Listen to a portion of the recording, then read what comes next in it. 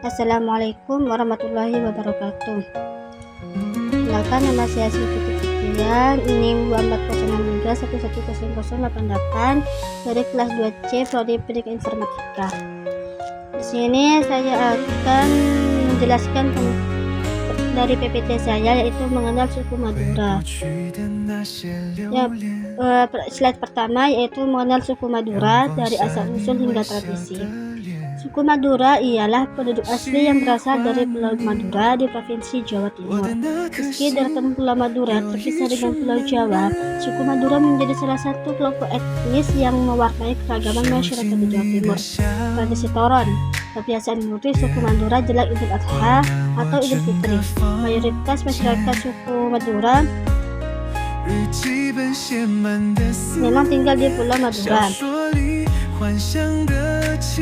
Namun ada juga yang merantau ke beberapa wilayah di Indonesia. Tak heran jika di Pulau Madura pendatang langsung dapat dengan mudah menemui tradisi dan budaya khas dari suku Madura. Lanjut, asal-usul suku Madura. Dilansir dari laman Intisari Grid ID, asal-usul suku Madura yang termasuk dalam bangsa Austronesia dapat dirunut dari keberadaan leluhurnya. Diketahui bahwa leluhur suku Madura berasal dari Taiwan yang kemudian bermigrasi melalui Filipina untuk mencapai Indonesia. Dalam beberapa sumber sejarah, suku Madura pertama kali muncul di pantai Madura. Mereka memiliki nenek moyang yang sama dengan suku Jawa, yaitu bangsa Austronesia dari Taiwan. Pengaruh kondisi topografi dan geografis membuat suku Madura memiliki budaya dan bahasa yang berbeda dari suku Jawa. Kondisi alam Pulau Madura yang tandus, kering dan kurang subur mendorong suku Madura untuk menyesuaikan diri. Hal ini yang kemudian membuat suku Madura dikenal sebagai suku yang keras, ulet, mandiri, dan gemar merantau. Lanjut, ciri khas suku Madura. Dari segi bahasa, suku Madura memiliki bahasa tersendiri yang disebut sebagai bahasa Madura.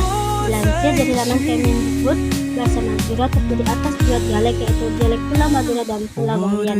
Selain bisa ditemukan di Pulau Madura dan Pulau Bawean, penutur bahasa Madura juga bisa ditemukan di bagian timur Provinsi Jawa Timur hingga ke Bali, NTB, dan Kalimantan Barat. Sementara dari segi pakaian, suku Madura memiliki pakaian adat untuk laki-laki disebut dengan baju pesaan. Baju pesaan berwarna hitam dan dikombinasikan dengan kaos dengan aksen garis merah hitam atau merah putih. Baju ini dikenakan dengan bawahan berupa celana yang disebut dengan gomboran, sementara aksesori yang dikenakan berupa penutup kepala dengan bahan dasar kain yang disebut oten. Dikenakan pula sarung kotak-kotak, sabuk ketemang, senjata tradisional suku Madura berupa sabit atau celurit, dan trompa atau alas kaki. Sementara pakaian adat suku Madura untuk perempuan adalah kebaya rancongan dan baju otungan.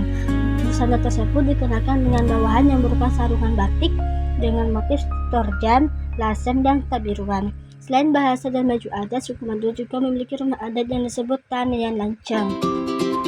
Tanian lanceng berasal dari kata tanian yang berarti halaman dan lanceng yang berarti panjang, sehingga secara utuh berarti halaman yang panjang. Tanian lanceng sebetulnya merupakan pola permukiman yang berjajar memanjang dari timur ke barat. Bangunan rumah sesuai dengan jumlah anak atau perempuan akan dibangun menghadap ke selatan, sementara bangunan utama atau rumah tungku berada paling barat. Di ujung barat akan ada langgar atau surau, dan di sebelah timur akan ada kandang ternak. Bangunan dapur dibangun menghadap utara dengan arah berhadapan-hadapan mengarungi. Semua bangunan tersebut akan dibatasi pagar tanaman hidup dengan pintu berada di timur halaman. Next, tradisi masyarakat suku Madura.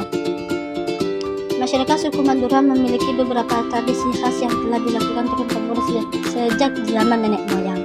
Yang pertama, tradisi kerapan sapi.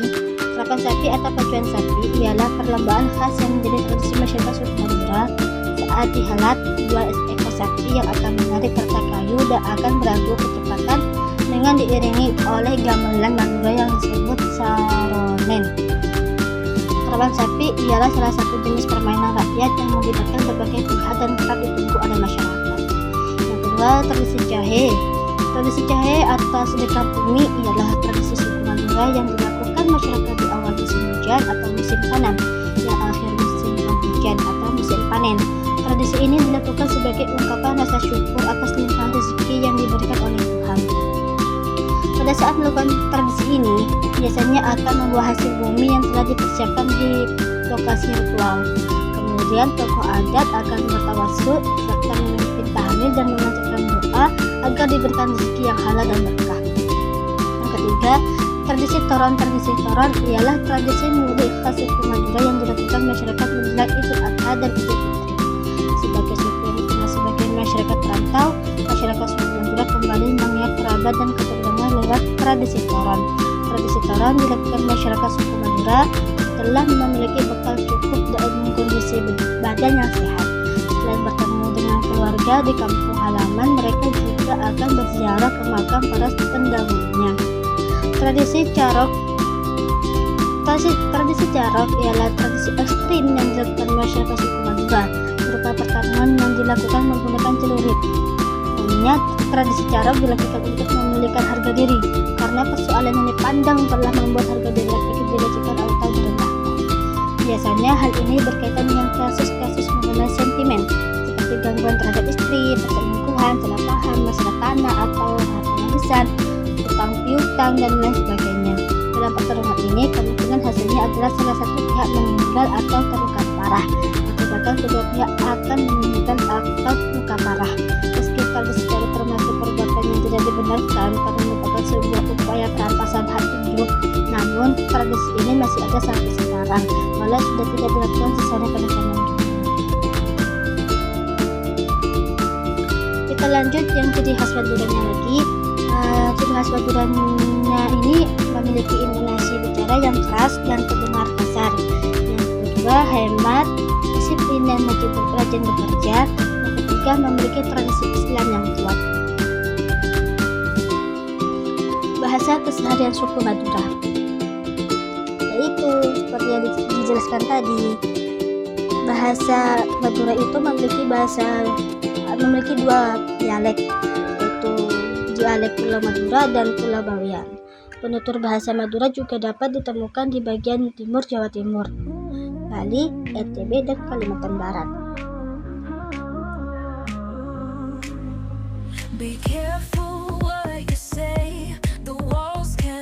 Lanjut, ada suku Madura. Ada juga nih suku Madura yang lainnya, yaitu adat perkawinannya labar, yaitu mencari gadis untuk dijodohkan dengan anak laki-laki. Perempuan yang akan masuk pada jenjang perkawinan diharuskan menjalani pingitan selama 4 hari.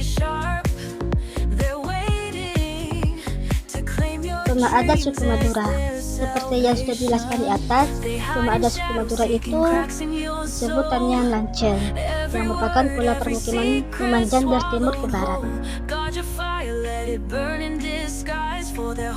Permukiman suku Madura.